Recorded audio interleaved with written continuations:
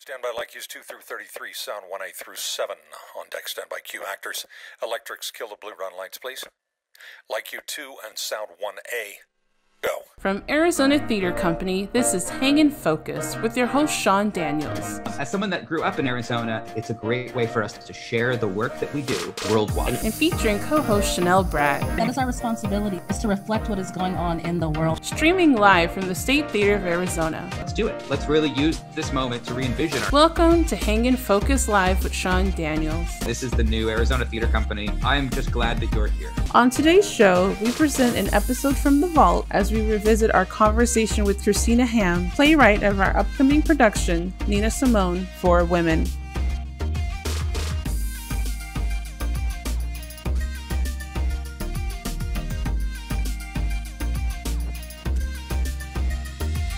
Welcome to Hang and Focus. I'm your host, Sean Daniels. Thank you all so much for joining us. And I am always here with the amazing Chanel Bragg. Hello, everyone. Good to see you, Sean. It's been a couple of days since you've seen me. I know we talk several times a day, and every now and then a whole day goes by. Right. The excitement of regional theater. We have a guest today that I am really thrilled for us to be able to talk about and to be able to do it because it really feeds into our main stage season. So let's go ahead and bring out Christina Ham at this moment to be able to join us. Hi, Christina. Hello there. Hello. It's so lovely to be here with both of you. Thank you. Oh, it's so great to have you. We so appreciate you making the time for this.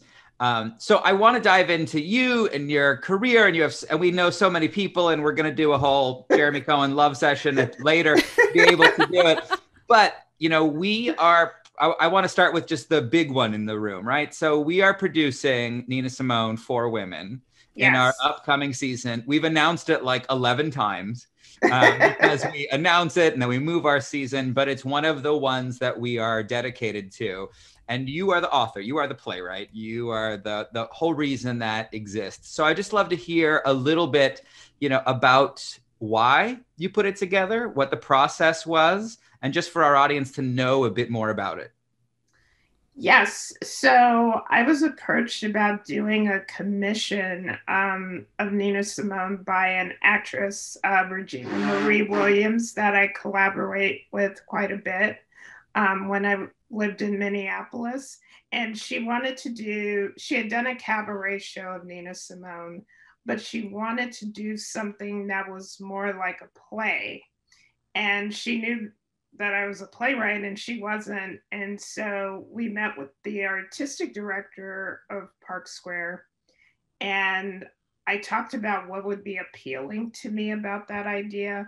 And that it couldn't be a jukebox musical because I personally am not interested in that. But I really wanted to dig more into what made her shift from being an artist to becoming an artist and activist.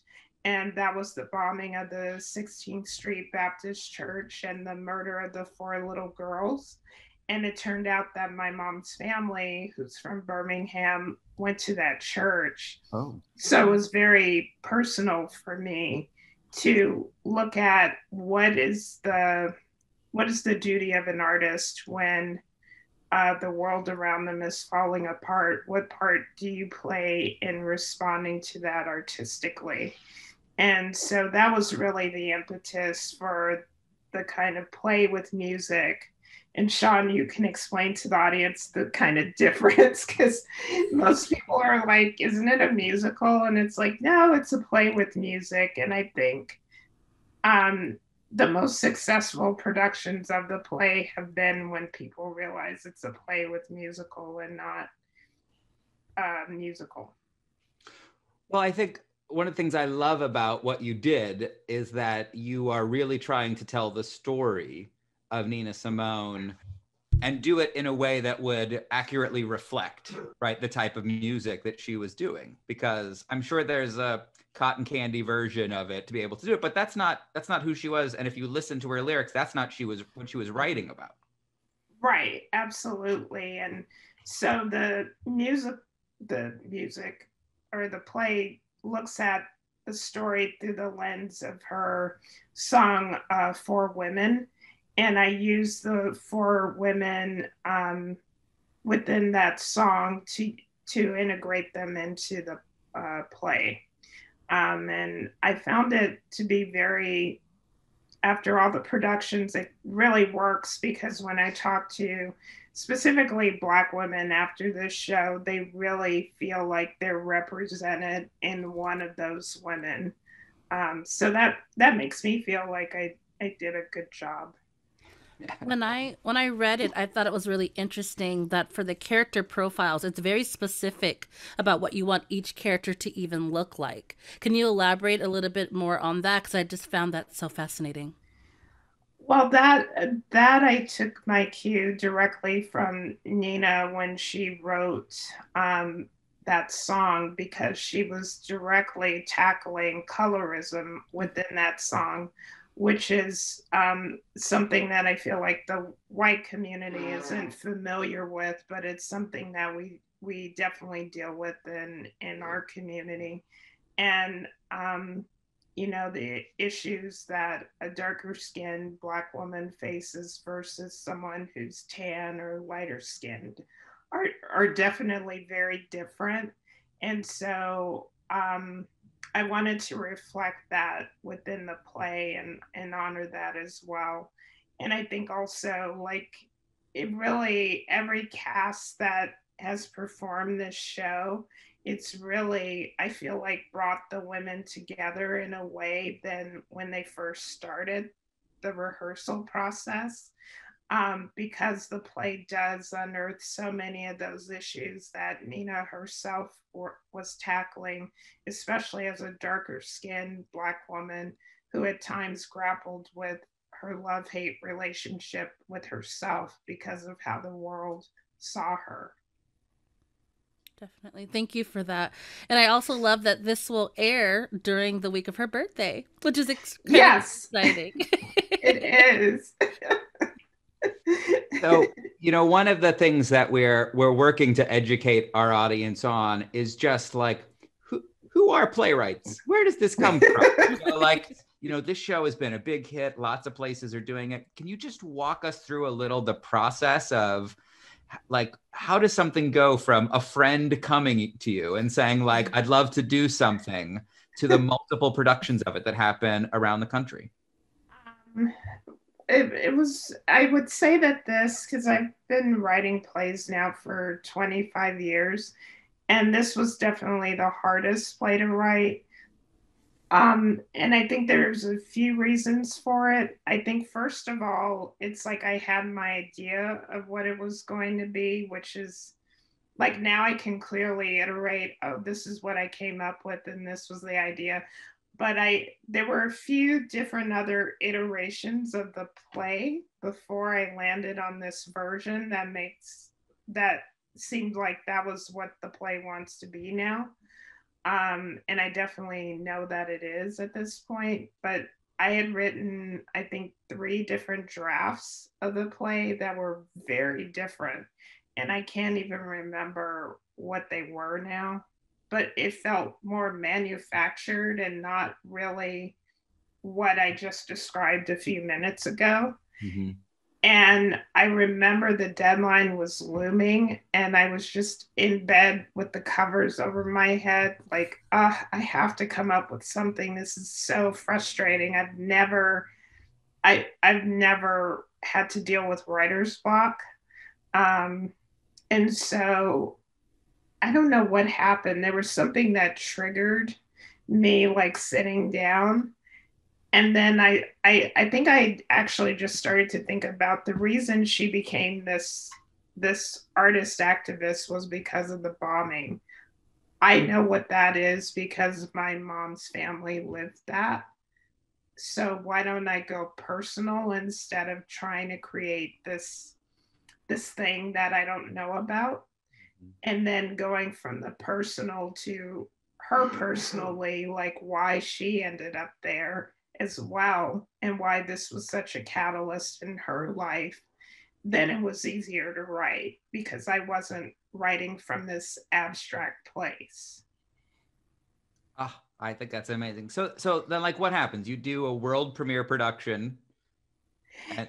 Oh yeah, yeah, and it was a sold out run at the in Park Square Theater for your audiences in St. Paul, Minnesota. Um, and it did gangbusters for them. And then they brought it back that next year as well, and it still did well. But then more people were starting to hear about it, and that's when the production started to come, because it kind of fits this nice sweet spot where it's not as expensive as a musical, and you only have those kind of 4 or 5 actresses and a musical director, and so it makes it easier to produce than if you have to have dancing people and like a full orchestra and all those things. You just need a piano. And So. how many productions do you know it's had up until this point? Oh my gosh, I would have counted if you told me. I just know at this point it's been done all over the world, like nationally and internationally at this point. I feel like I would leave some people out if I had to like really figure out how many Like places it's 10, been done. 50, 100, what would you guess? At least 10. Yeah. Yeah. Yeah, it was just done in Vienna, I think last fall, and it's been done in South Africa and Bermuda, and yeah, so it's been making the rounds since I wrote it. And sorry. I was just gonna say, did you go to any of those? Like, what was it like to see? No, I couldn't go because of work. I wish I had, because I would love to go to any of those places. But as many times as it's done here, I really do try to go as much as I can, unless work, gets in the way of that. Because I just love seeing the women be empowered. I feel like the play empowers women in a way that I rarely see on stage or screen. And so I just love seeing as many productions of it as I can. Like when it was done in St. Paul, I usually go every night. Mm. Well, I'm a huge fan of Nina Simone. I'm a vinyl collector, so I have many of her Nice. records. So I was especially excited when I found out that we were doing this show. But we also know that out there have been other screenplays of Nina that have not been as well received. She's such a cultural icon and an activist, and her Blackness is the center of a lot of her of the things of that she's like putting out there that is important. And so when some of the movies that have come out that have been about Nina Simone, they haven't exactly captured that and have drawn a lot of criticism. So with your play, how were you like working toward like honoring the very spirit of who she is? Because that's big shoes to fill, to portray a woman like that. Well, I think I didn't. It's weird because I didn't see the movies. Like I know the film that you're talking about. I didn't end up seeing that, but I think for me, what was important was really just staying authentic to who she was, and I wasn't really trying to do a bioplay. So for me, the focus was very, very narrow, and that enabled me to really focus on kind of reflecting what it is to be an artist who's trying to capture a tumultuous period that we're in, which, I mean, hello, we're living in now.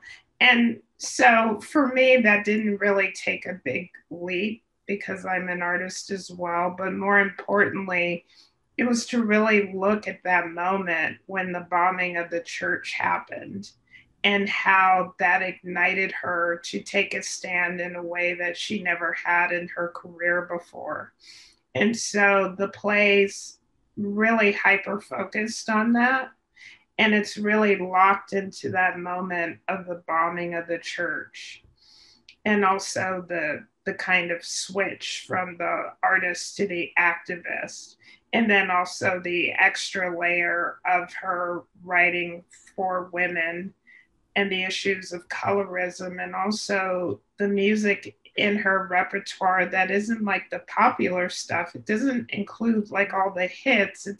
It's those protest songs that she ended up writing after the bombing that's mainly included in the play. So those were a lot of ways that I wanted to honor her memory in terms of looking to keep the play as focused as possible on that moment. If I started dealing with her husband and all these other elements, then it wouldn't have been, I don't think, as successful.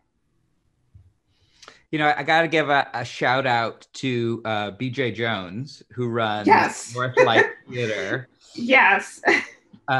Who called me, I think, you know, like 3 years ago and was like, I have the hottest show playing in my theater right now. You have to do this. And it was your play, you know, it was this. And I guess it just packed the houses in and also like Skokie, Illinois is not often known as a cultural and diverse center of what it is. But when your play was there, BJ Jones was like, I can't, it's sold out every night. People are coming, people who have never come to the theater before. Like you have to do this play. And it's so rare that you get a call from another artistic director being like, I don't even care. I don't even want any money. I just want you to know, like you, like, be experiencing what I'm experiencing, which is how I came in contact with it. I wish I had gotten to see that production because I have never been to Northlight, and I know my husband, who's also in theater, and he used to be a literary manager, like he knows BJ, and I had found out from my agent that they wanted to do it, and I was like, okay, I guess I know it's in Skokie. It's not in Chicago though. I guess, sure. It was one of the biggest royalty checks I've gotten. I mean, and then I talked to, and you know, Haley Finn Shaw. Yep. I talked to Haley because she had directed there on a show that was going to Broadway later on. I think it was the Charlie Brown show. Mm-hmm. And she's like, oh yeah, their theater's huge. Like she was like, they have a huge theater. I was like, the show must have done gangbusters. And BJ was texting me how well it was doing. And yeah, so I'm really glad that it found, and I feel like ideally when theater comes back, like I feel like there'll hopefully be a lot more shows like that'll bring audiences back, where they see themselves reflected in some way on the stage and within our communities. Yeah, so I programmed the show at Merrimack Rep. Yes. Based off of BJ Jones, but then I left before it happened, and I got here and programmed it again. But they had the same experience there at MRT, where it's just like it brings people out of the woodwork. It's amazing. I know. I have a friend from Lowell who mentioned the same thing. She like sent me like one of the brochures from the production. So yeah. Well, and I think the thing that I always hear from people at these theaters is that it feels like the play is written in the style and voice of her, right? So if you are a fan of Nina Simone, it's not like the womb to tomb story that we often get in a jukebox musical to be able to follow, right? It's like, can I use that show? I know, I've never heard that before. Oh my God, I feel like that's what every story is, where they're like, and then they did this, and they did this, and they died. But that it really is like, if you are a fan of her work, this is what her work felt like. And I think especially, you know, we have older audiences that remember that time very specifically to it. And we have, you know, even, you know, a lot of our conversations are with subscribers and donors, and even my mother-in-law, about like what is different or not different from that moment to right now in terms of what. And so I think the compliment I always get about your work is that it is not just a reason to get to the songs, but it's like, if you love who she was, this is a great encapsulation of that feeling of what it was. I agree. Thank you. I really tried really hard to capture that. And so I think some of the warm and fuzzies that people get from jukebox musicals, you're not, I mean, there's definitely those moments, a lot of them in the play, but it's also really uncomfortable. And that's how Nina was, though. She was uncomfortably honest, and unapologetically Black. And I think that all of that is encapsulated in the play in a different way than a lot of musicals that people might experience. Yeah. What song do you like the most in it? Because for me, I was surprised His Eye is on the Sparrow was in it. And so is there any particular number that, why were you drawn to the numbers that you chose? And is there a particular number that resonates with you? Yes. So some of the, like Sinner Man is a gospel song as well, and Eye is on the Sparrow. And those were songs that were close to her personally because she grew up in the church, and her mom was a minister and she played piano in the church. And so it was important to kind of show like those roots that she had in the church, and also hint at the complicated relationship she had with her mother, because her mother was a minister, but because she was playing quote unquote devil music at the same time. So for me, like Sinner Man is obviously like a big one for me. And we've had music arrangers who've really taken that moment with the cast to kind of do some of the stuff that's done in the live version of the song with like their hands and feet and that sort of thing, that gets back to the more primal roots of like Black music, which has been great. And I love this song Brown Baby, and that was one that I added to the show later on because she claimed that that was one of her first kind of protest songs that she used to sing. And when I learned about that, I thought it was very, very important, especially knowing that she made this transition because of the bombing of the 16th Street Baptist Church and the murder of the 4 little girls. Brown Baby was a pretty significant addition. And for women as well, even obviously the show is subtitled because of that. But I think in one of the interviews I read with her in the early 70s, she talked about imagining the 4 little girls being grown up. Mm. And that For Women was kind of inspired by that as well in some ways. And so that was after I'd started writing it. And so when I learned that, I was like, oh, wow, I'm really going in the right direction then, having read that later. Oh, I can't wait. We gotta, we'll stop announcing it and just get I know, right? Be able to do it. So I would also, I would love just to talk a little bit about you, not just about the show, to be able to do it, because I also want my audience to be excited about the playwrights that we're supporting and going forward. So I met you. You were living in Minneapolis. Why were you living in Minneapolis? Can you give us the reason why Jeremy Cohen sweet talks a generation of playwrights to come be in the cold? Well, and this was before, it was a few years before Jeremy got there. So I got there in 2005, and Carl was there at the time as the artistic director, and I thought I'd only be there a year. My mom is like, why are you moving to Minneapolis? We have no people there. And I was just like, I'm only going to be there a year and then I'm going to come back. And like I told you, Sean, before we started the show, it was 13 years.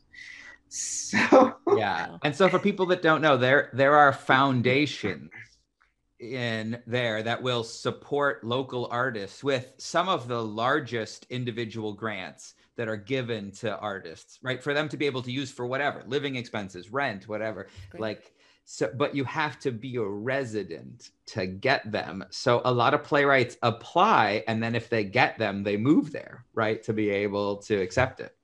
Absolutely. And so at the time, the fellowship was only $7,000, which is hard to believe. So I temped part-time at Target, which in Minneapolis, their headquarters are there. So I was in the ad department, and I just wrote. Like, it was the first time in my life where I was being paid to write. And I understood that, it's not very expensive to live here. And the salary that I used to have in my day job life, I actually don't really need that. And I wasn't married. I didn't have kids. I didn't even have a pet. So it was, the cost of living was pretty cheap. And so it allowed me to build this whole new body of work over the years there, and establish a lot of great friendships. There's, I guess the saying in Minneapolis is they have more theaters per capita than New York City. During my time there, I got over $500,000 in funding for my art. Amazing. And I also taught there as well. I taught playwriting, screenwriting, intro to Black theater history. And I still follow a lot of my students, see what they're up to, see how they're growing up and becoming the next generation of artists. And it's just a really great community, as you know, Sean, and really great people who have become lifelong friends. Yeah, I mean, there are so many fantastic playwrights like you that have this story that they went there for a year. Right. Yeah. And 13 years later, they're, Yeah. And a lot of them are still there, And so those are things that I miss, obviously with COVID. Like, I gone back there in 2019 for a week to see friends, and I plan to go back with my husband in 2020 to see more of our friends. And, obviously we'll get back there, but, yeah, I really do miss it. So you're there, you're a playwright, you're doing great. What brought you back out to LA, where you're from, correct? Yes. So I was born and raised in LA. So I went to USC, UCLA, a Trojan and a Bruin. How does that work? Yeah. Well, I went to UCLA for free. So that's how that worked. I got a grant.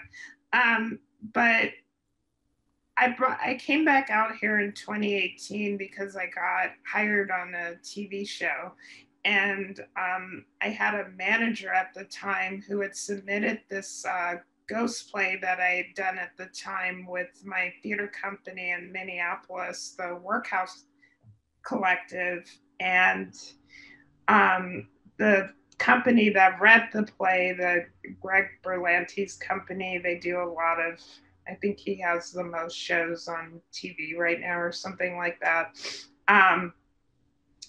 The showrunner, Roberto Aguirre Sacasa, who's also a playwright, he was going to start a new show called The Chilling Adventures of Sabrina, based on the graphic novel he had done. And so I had an interview with him on a weekend that I had flown out here to actually do a faculty orientation at USC, because my former professor had asked me to teach the playwriting classes that got me interested in the playwriting. And I interviewed with him on Sunday, and then by Wednesday I was starting in his room. Oh my God. Yeah. And so that's how I switched over from just being a teacher and a playwright and working at the Playwright Center part-time, mentoring emerging artists of color, to now in this whole different field. I was fortunate because I grew up here. I still owned my parents' house. So it made it easier than some friends that we have who have to scramble to find an apartment and all that stuff. Like, I didn't need to do that. I just had to ship my car out here. That's crazy. Roberto is an old friend of mine. Oh, do you know him from? I know him from Dad's Garage, where he got us slapped with a multi-million-dollar lawsuit. Yeah.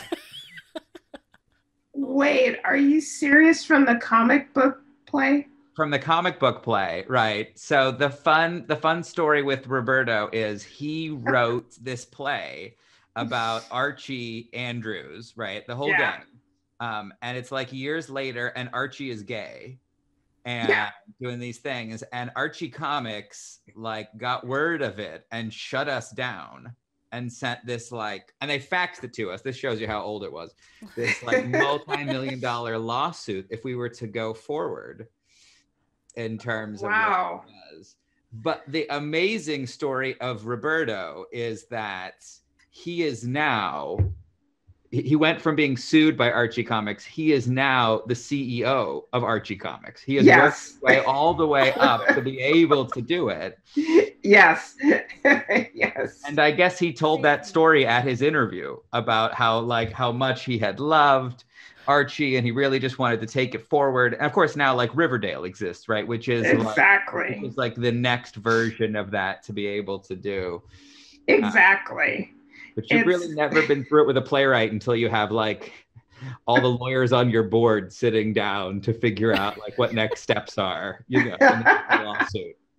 I did not, maybe I knew that. I'm not sure.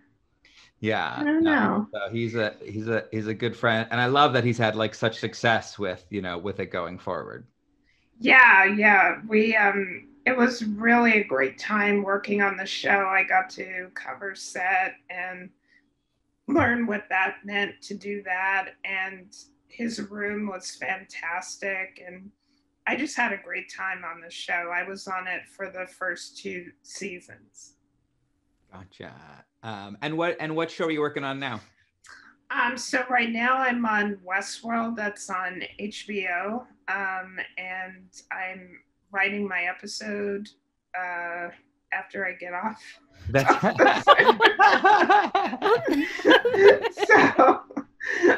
So I'm working on that right now, which is really, really a lot of fun. And it's really a big show. And so it's exciting to be able to work on it with such great people as well. I feel kind of fortunate because all the shows I've worked on, I've been in really great rooms that haven't really been problematic. I know other friends of ours who haven't been as fortunate, but I feel really quite lucky. So let me ask you this, and I don't know if it's a controversial question. We did an event the other night with Christopher Diaz to talk about, you know, like, and this was with our closest donors to talk about like how can theater, you know, better support donors. And he really felt like we're losing a generation of playwrights to TV, right? Because theater doesn't provide them. I mean, he made the good thing of like, you can't get health insurance, right, through the Dramatists Union. So you have to do something else. But just even if you get a $16,000 royalty check from a theater, which sounds like a lot, it took you 4 years of work to be able to get that 16,000. So he feels like we're losing a generation to TV because they have no choice but to be able to do it. Do you feel like that's the same way? Do you feel like you're getting support from theater? Or, I mean, you had this amazing career and now you're in LA having another amazing career. Right. I feel the same way in a lot of ways, but I also feel very fortunate because my work is still, like, I'll just say this. So, you know, like as a staff writer, one of the big things that's appealing, like, you know, if you're a new playwright and your play gets picked up somewhere, you know, you can be lucky if you make upwards of $10,000 on a production. Like, that's kind of being optimistic. Yeah. But as a staff writer on a show, you're making over $100,000 out the gate. Mm-hmm. and then you've already qualified for your health insurance. And I can't imagine, like, I still, we don't have kids. I decided not to have kids, but if you have a family, that means a lot. And so I think it is hard to continue in the field where you're not getting that kind of robust support. But I can say that the year I started in Sabrina, I made an equal amount of royalties off of the productions of Nina. And also, you know, I do TYA work as well. And so my play on Ruby Bridges and also For Little Girls have also been money makers in the publishing canon, which is why I try to encourage playwrights to do TYA work as well, because it's an opportunity where they constantly need new plays, and it can be a source of income in a way that sometimes adult plays aren't if you don't have like a Nina or some other money maker. No, our playwright in residence has a festival coming up, and one of her titles she literally wrote so she could have Christmas money to go home and see her folks. And so literally something that she was like, it was my first attempt at TYA, and I just needed to make enough money to go home and see my family. And it's one of her most produced plays that she's ever written. It is. I don't think playwrights understand that, because I know TYA work sometimes gets ghettoized, but it really is an effective way to continue to make money.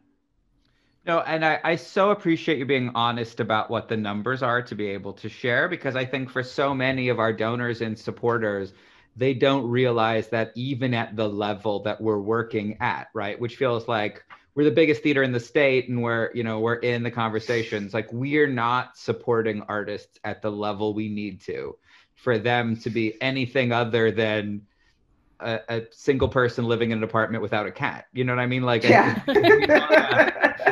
There are lots of great playwrights like that, but like I have a daughter, and I would not want to in any other way stop anyone from doing that. So how do we support artists who want to have a family, who want to take a vacation, who want to be able to do it? And it's like, we're not supporting them currently at a level for them to be able to do it. And I think not everybody understands that until you kind of break the numbers down for them, right? And then to be able to do it. But that does take, to your point, of having some of those uncomfortable conversations. Yeah, and I think, we know kind of the numbers. Like, I always point out to people that I'm not like the baseline of what a playwright is. I'm kind of the exception to the rule. Like most times, most plays that we discovered at the Playwright Center, it takes on average 7 years just for them to be produced from the time the writer writes them. But then there's so many plays that playwrights just have on their drive that aren't bothering anybody, and most of the time you've written those for free. And so I feel like I'm not really the greatest example, because I've been able to carve out a living doing it in some way. But there's so many who haven't been doing that at all. My friend got an earnings statement from one of the big publishers of one of her plays that was done at the Public, and it was $0. Like no other place had produced it. And it was a hit play, but, so I think it's a longer conversation, Sean, but I definitely agree with Chris that, we have to, the work that I choose to do in theater now is a recommitment to doing it because it's where I started, but I'm not I'm not expecting to make, big bucks, except for when you guys do my show. That's right. That's right. Yes. That's right. When we do it, or when BJ Jones apparently does the next job, because he's got the magic touch up there. Yeah. No, your body of work is so diverse. I just wanted to ask you, like, what is the difference of writing for Sabrina versus writing for Westworld? I'm a fan of Westworld.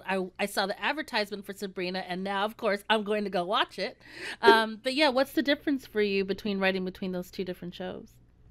I think the difference is obviously the world of the shows is very different. Like, also the style of the shows and how the what we call the showrunners, the people who run these shows, like Roberto and Jonah Nolan and Lisa Joy, who do Westworld. Just kind of the style of how they do the shows is very different.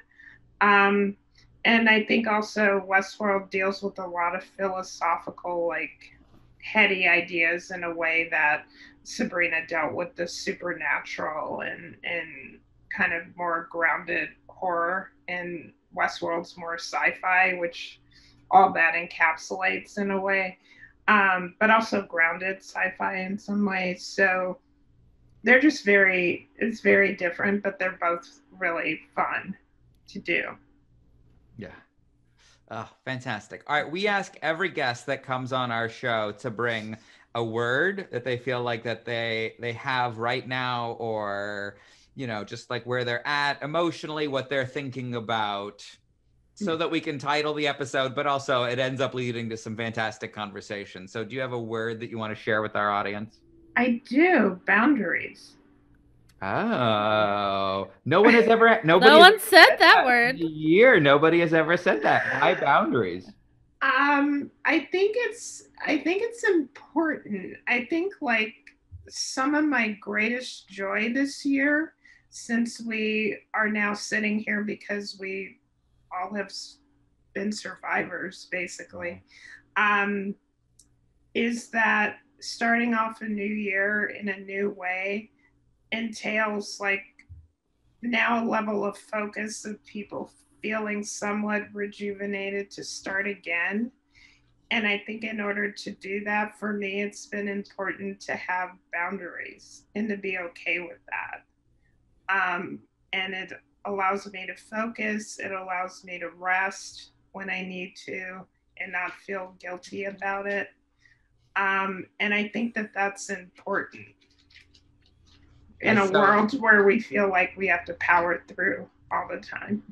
Yeah, I agree with you. And then somewhere deep in my DNA is built the, like, theater work ethic, which sort of says, like, if you don't take this opportunity, you will never work again, even though you've been doing it for decades, even though that's technically, not true. It's somewhere, I feel like, taught to us deep inside. And I have to, like, what I would tell you intellectually and how I act are often different things, because I'm not always good at those boundaries, because you just kind of think like we're taught you should be grateful, and this may be the last opportunity you get. Absolutely, because the theater is very much built on a scarcity model. It is. Right. And the show must go on complex. Yeah. I knew a girl, no joke, in college that stepped on a fork and had to tap dance in a show that night. And we tried to come up with an alternative, and she was like, no, I have to do it.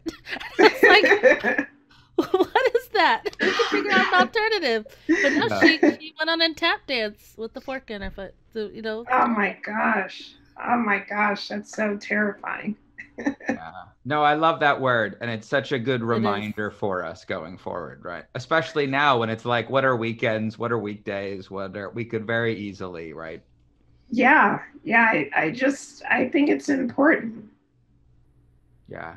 Oh, that's great. It's really wonderful. Christina, thank you so much for coming on the show. Thank you for your gorgeous work. We cannot wait to produce it. We cannot, you're in LA. So excited. Short drive. You can come visit us when we do it. I would love to do that. I can't wait. I can't wait to leave the house. Yeah, I know.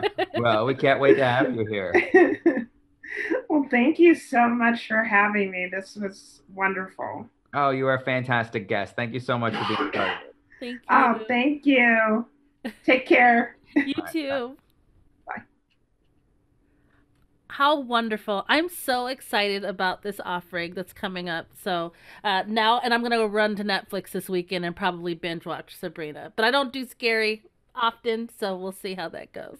That'd be great. Oh, no. And I just think it's great for our audience to know, like, this is the exciting work that we're bringing when we return, right? Absolutely. So thank you so much for tuning in to this week's Hang in Focus, and stay tuned for the call board. Great. Thank you, everybody. This is your call board for August 20th to August 26th, 2021. Hi, I'm Assistant Digital Producer Alex Hollis, and thank you so much for joining us today, where we got to revisit a conversation with Christina Ham, playwright of our upcoming production of Nina Simone for Women. Be sure to join us next Friday, August 27th at 4 p.m. Arizona time for another exciting guest on Hang in Focus Live. On today's Giving Corner, we want to congratulate all of the 2021 Arizona Theater Award nominees. Please join Arizona's theater community on Sunday, September 26th at the Scottsdale Center for the Performing Arts. Tickets are available now at arizonaAwards.net. Now it's time to find out what's happening at theaters around Arizona. This week, let's head down to Tucson. Invisible Theater is bringing us Gloria, a life written by Emily Mann. This in-person event will be available to view until August 29th. You can check out more at invisibletheater.com. Southern Arizona Performing Arts Company is bringing us Next to Normal at Scandal and Scam Theater. This in-person show will be available through August 29th. COVID protocols will be in place. To learn more, visit sapactucson.org. Now let's head up to Phoenix. Actors Youth Theater is bringing us The Wizard of Oz. This in-person event is available to see through August 28th. You can learn more at aytaz.org. Phoenix Theater Company is bringing us Steel Magnolias through September 12th. COVID protocols will be in place. To learn more, visit phoenixtheater.com. And if you enjoyed today's conversation, please tell a friend, pass it along, like us on Facebook and Instagram, subscribe to us on YouTube, ring that bell so you can be notified when we air live and to see our latest content. Have a great weekend, everyone, and we look forward to seeing you next week.